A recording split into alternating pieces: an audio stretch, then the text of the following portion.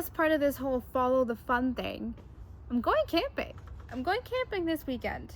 Now here's the thing, it's gonna be raining pretty much all weekend, and I am in a foreign province, and I'm kind of also going with people that I don't know all that well yet, but I'm still going because I do believe that there's a little bit of fear, but mostly excitement, that's following the fun. That's a call to adventure right there. Anyway, we're leaving tomorrow. We haven't gotten anything ready.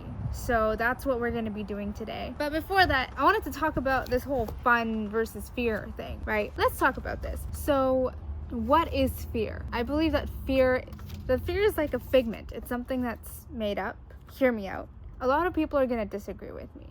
But if you think about it, fear is really just a physical sensation in your body of anxiety and an increased heart rate. That's what fear is.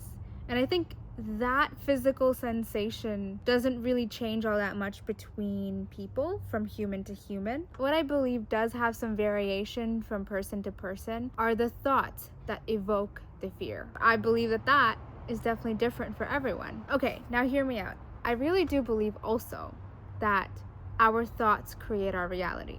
And I'm gonna prove it to you, okay? I'm not joking. So come, do this with me, join me.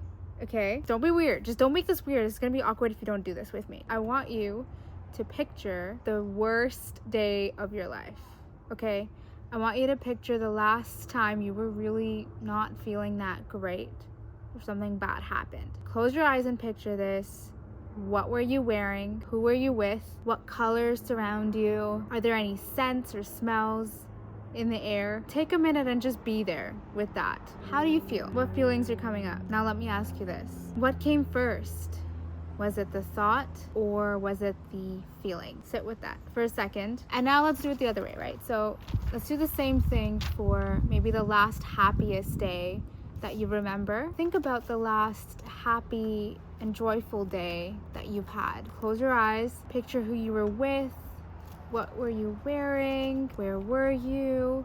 What was around you? Can you smell anything? What colors do you see? What sounds are there around you? And now tell me, how do you feel? Pretty good, right? And so again, I'll ask you the same thing. What came first? Was it the thought or was it the feeling? Spoiler alert, it was a thought. Okay, it was the thought because I put those thoughts in your mind, right? So I put the thoughts, and the thoughts technically created the physical sensation of the emotion within you. All that goes to say that we can control what thoughts we put in our minds, which means that we technically have the ability to choose how freaking amazing and joyful we want to feel at any given moment, or how miserable. In this way, I really truly believe that we can kind of choose which emotion to feel in every given moment, whether that's fear or whether that's fun and enjoyment and joy, just by picking and choosing the thoughts we want to focus on. Now, here's the whole thing with all of this, right? And this is where the journey part kind of comes into play. Some of us, including me, have a very long list of those fearful thoughts in our brains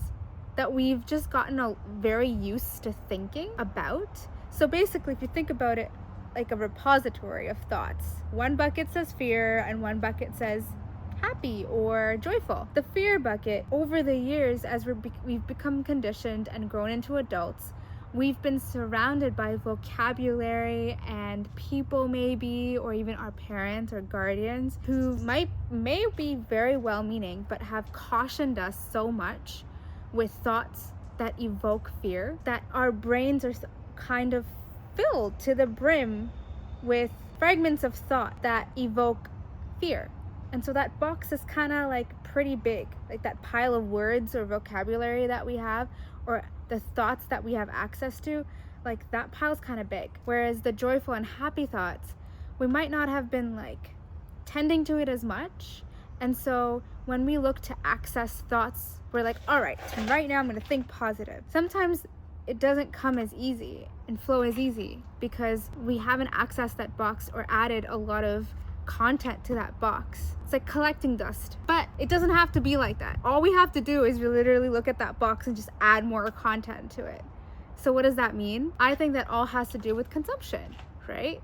So feeding yourself with positive, happy words and things that bring you joy is going to increase the repository of good thoughts that you have. So then when you are in the middle of choosing fear over fun, or fear, your mind is automatically going to that fear box, you can easily access from your plethora of great thoughts a thought that might evoke a better feeling for you. Even if it's not like fear to joy, it might be fear to bored, and then maybe from boredom to content. And that incremental, I think, step ladder is what we call resilience. So the quicker you can access those thoughts in the moment of fear, or the quicker you can climb that emotional ladder, I think that really is what resilience is.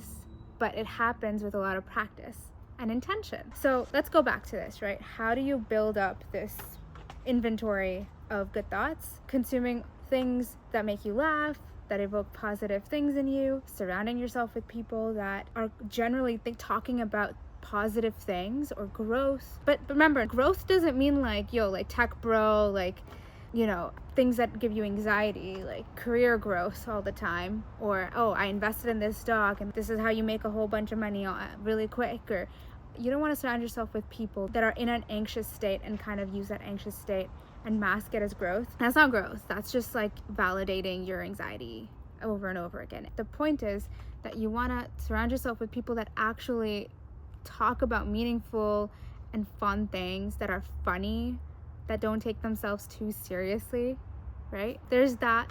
And then sometimes when those people are harder to access, you can literally just pop in affirmations, okay? Just like a recording in your ears as you're going for a walk or before you're going to sleep, with somebody just saying nice things to your subconscious randomly. No one has to know.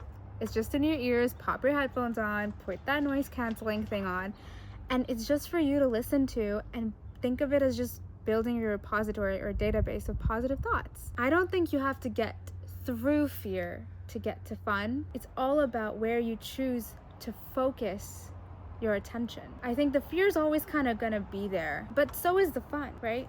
So I think it's all about just shifting your focus and building your repository of fun, positive thoughts to access in any situation. I'll leave you with another example of like romanticizing, right? So I truly believe that I think you can like make any really boring thing super fun. Not super fun, but like at least a lot better. For example, if you have to work all day and it's hard tasks that you need to get through, you can access maybe a part of your brain that romanticizes things, so it can make the experience a lot better for you. So that might be cleaning up your workspace, lighting a candle, playing some light music, making yourself feel like a princess, dressing well, even if you're working from home. And I think that significantly improves your experience.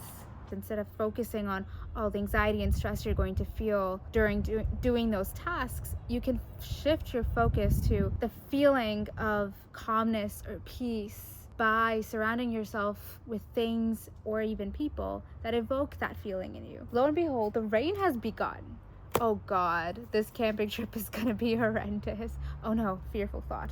Anyway, come with me as I do some packing now. That was a lot of words. Let's do it.